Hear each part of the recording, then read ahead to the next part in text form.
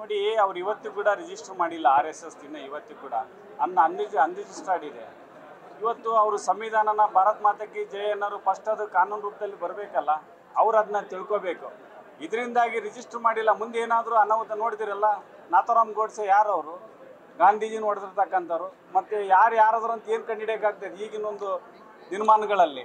ಇದರಿಂದಾಗಿ ಯಾವುದೇ ಒಂದು ತೊಂದರೆ ಆಗಬಾರ್ದು, ಮಾಡಬಾರ್ದು ಅಂತೇಳಿ ನಮ್ಮ ಸರ್ಕಾರ ಮುಂಜಾಗ್ರತೆ ಕ್ರಮ ಇದನ್ನು ಕೈಗೊಂಡಿದ್ದಾರೆ. ಎಲ್ಲ ಮಾಡ್ಕೊಂಡು ಇವತ್ತು RSSಗೆ ಈ ಕಾನೂನು ಇದೆಯಪ್ಪ, ಇದು ಮಾಡ್ಕೊಂಡು ನೀವು ಮಾಡ್ರಿ ಅಂತಂತೇಳಿ ತಿಳಿಸೋಕ್ಕೋಸ್ಕರ ಇವತ್ತು ಕ್ಯಾಬಿನೆಟಲ್ಲಿ ತೊಗೊಂಬಂದು ಅವರಿಗೆ ಯಾವ ಕಾನೂನು ಗೌರವಿಸಬೇಕು, ನಮ್ಮ ದೇಶದ ಪದ್ಧತಿ ಏನು ಅಂತಂತೇಳಿ ಒಂದು ಗೈಡ್ಲೈನ್ಸ್ನ ಕೊಡ್ತಕ್ಕಂಥ ಒಂದು ಕೆಲಸ ಮಾಡಿದ್ದಾರೆ. ಅವ್ರಿಗೆಲ್ಲರೂ ಕೂಡ ಬುದ್ಧಿವಾದ ಹೇಳಿದ್ದಾರೆ ಅವ್ರಿಗೆಲ್ಲ. ಮತ್ತು ಯಾಕೆ ದೇಶದ ಪ್ರೇಮ ಇರ್ತಕ್ಕಂಥ ಅವ್ರು ಹೇಳ್ಬೇಕಲ್ಲ ದೇಶಕ್ಕೆ RSS ಏನು ಅಂತಂತೇಳಿ. ಇದರಿಂದ ಗೊತ್ತಾಗ್ತಾ ಇದೆ ಅವರು ದೇಶಾಭಿಮಾನ ಇಲ್ಲ ಅಂತಂತೇಳಿ. ಅವ್ರನ್ನ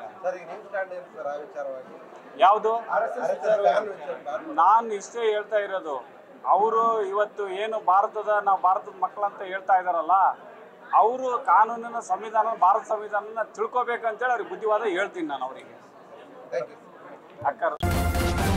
ನ್ಯೂಸ್ ಫಸ್ಟ್ ನಿರ್ಭೀತಿಯಿಂದ ನಿಮ್ಮ ಪರವಾಗಿ.